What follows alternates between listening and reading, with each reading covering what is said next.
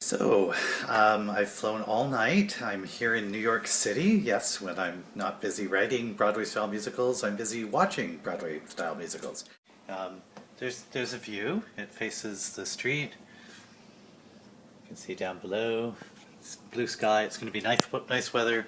Yeah, I'm in for a treat, but now I'm exhausted. Do I look exhausted? I'm exhausted. So I'm going to have a sleep. So after a very short nap, I went to see my first show, the revival of Cabaret, once again starring Alan Cummings in the role that made him famous, and this time with Michelle Williams as Sally Bowles. It was interesting to be in the space. As you can see in this video, they converted Studio 54 from a theater space to a cabaret space, and I was sitting in the cabaret section, so that was a lot of fun. Didn't love the show itself, felt a little lifeless, but maybe that's to be expected when you do a revival of a show with the exact same direction, exact same choreography, exact same sets, exact same costumes. Hi, it's Wednesday evening, and I'm just about to go see The Bridges of Madison County, my first new musical of the season. Bridges is, of course, based on the book that was also turned into a movie. I didn't love it. It had music by Jason Robert Brown, and some of the music was very pretty, but there was quite a lot of it, and it was a bit samey. It starred Kelly O'Hara and Stephen Pasquale. Stephen Pasquale had appeared with Kelly O'Hara before in Far From Heaven, and he was married to Sutton Foster, so you may know him through that. And Kelly O'Hara has done all sorts of things like The Pajama Game and Light in the Piazza and Nice Work If You Can Get It and South Pacific. She's been around for a long time. And they did a great job, but ultimately it was a bit of a disappointing production. We're not breaking. I'm not leaving, and you and I just 1 second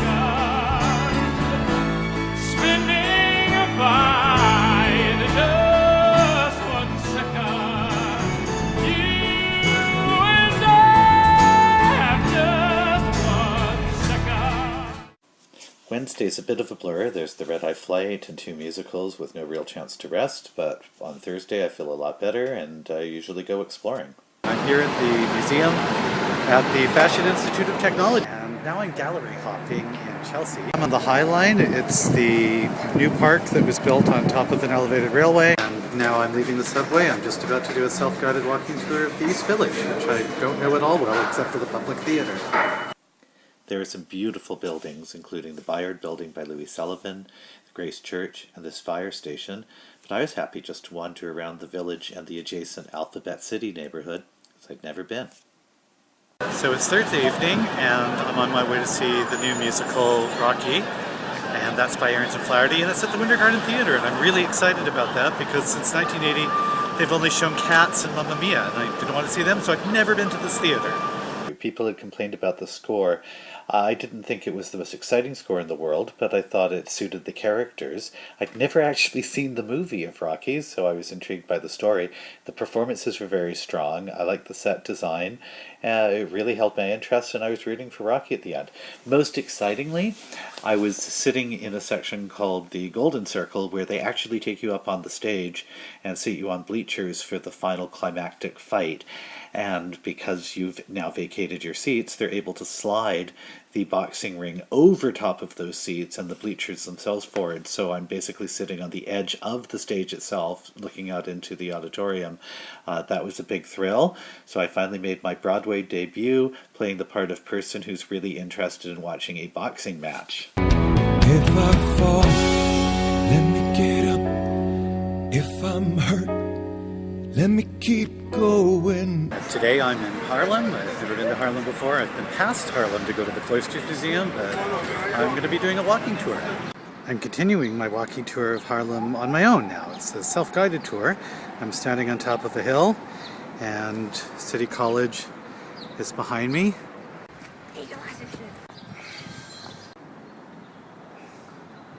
It's kind of cool. On one side of the street you have New York, looking much like you expect New York to look like. But over here, Sylvan Terrace. Wood frame houses from 200 years ago.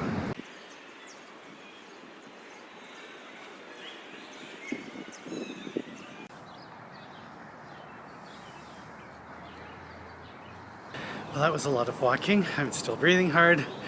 I've been walking pretty much continuously since 1 o'clock, and here I am at the Cloisters.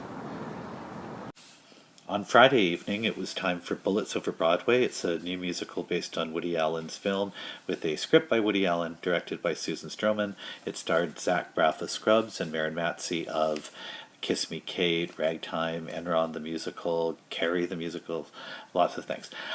It wasn't very good, unfortunately. They didn't go with an original score. They used 1920s songs. 1920s songs can be fun, but they're not necessarily the most stirring in terms of theatrical music. The cast seemed to have to overplay their parts wildly to try to get some kind of response from the audience because the script just really wasn't funny, which is fine. It's okay to have a not funny script. It's just that this one was aiming to be hilarious, and it wasn't at all. I was very disappointed.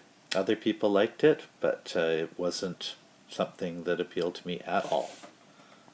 My Saturday matinee was Violet, with music and lyrics by Janine Tesori. She's rapidly becoming my favorite composer-lyricist. She did Thoroughly Modern Millie, Shrek the Musical, Caroline or Change, and Fun Home, which was far and away my favorite thing last year.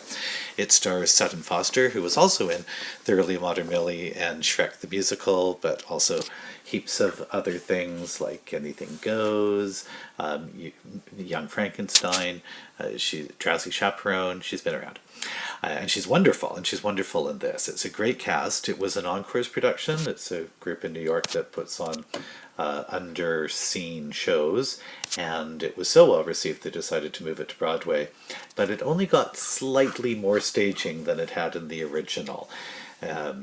It was a bit disappointing not to have the full-out sets and dancing and everything that I expect from a Broadway show, but the score was lovely, so I really enjoyed it. It just wasn't as great as it could have been had they spent more money on it. If only the money that had been spent on Bullets Over Broadway was spent on Violet, then that would have been perfect. If I happen to stagger and fall behind, will you help me to find love? Will you help me to walk? Will you ease my mind? Will you bring me to light? Will you bring me to light? So it's a two-show night. I went to see After Midnight at 8, and at 10 it's Hedwig and the Angry Inch, because they decided to have 7 and 10 o'clock performances instead of doing a matinee. So that's great. I get to fit in one extra show this trip. I thought After Midnight was terrific. I thought the performers were great. I thought the dances were great. I thought the band was great. I thought the costumes were great. I was smiling the whole time. It was just a treat from start to finish. Vanessa Williams stopped and leaned against the proscenium and sang her torch song directly to me. That was kind of neat. It was just a big treat. The only downside would be that it isn't a book musical, it's a review, so I didn't get a chance to be wrapped up in a story and moved by what happened to the characters and cry at the end. Wasn't that kind of a show. But just for having a great time out, this is the one to see. Come on, coming on now.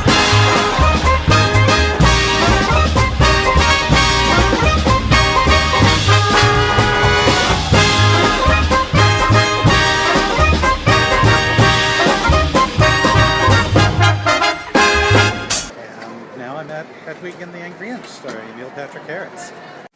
Neil Patrick Harris did a great job. He was perfect for the part. It felt like it was written for him. He was extremely funny. The score is a bit too loud, a bit too rock music for my personal taste, but the quieter songs were great. They sat really well in his voice. He sounded terrific. And now I'm seeing If Then, the only absolutely new musical on Broadway. Not a revival, not based on a movie or pre-existing material. Absolutely original thing. Apparently very confusing, so we'll see if I'm smart enough to figure it out.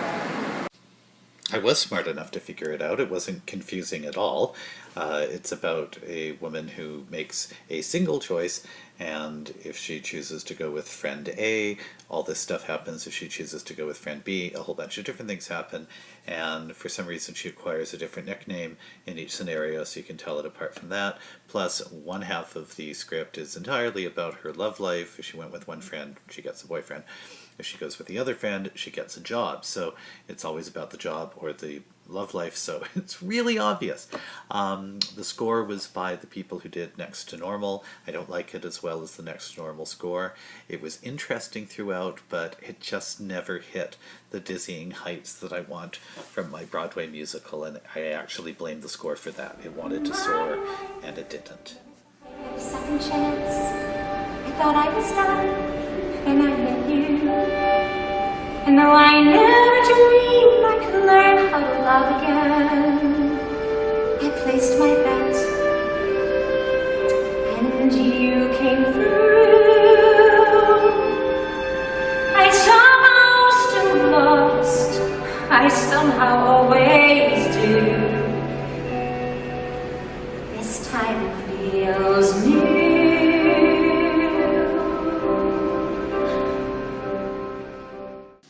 On Sunday evening, I went off-Broadway and saw Heathers the musical, and it was actually a lot of fun. The music was by the composer of Legally Blonde, which I really enjoyed. I thought the cast was game. I thought the choreography by Marguerite Derricks was exciting and fun. It didn't have pretensions of grandeur. It just was what it was, and it did a really great job. What you waiting for? Welcome to my candy store. You just gotta prove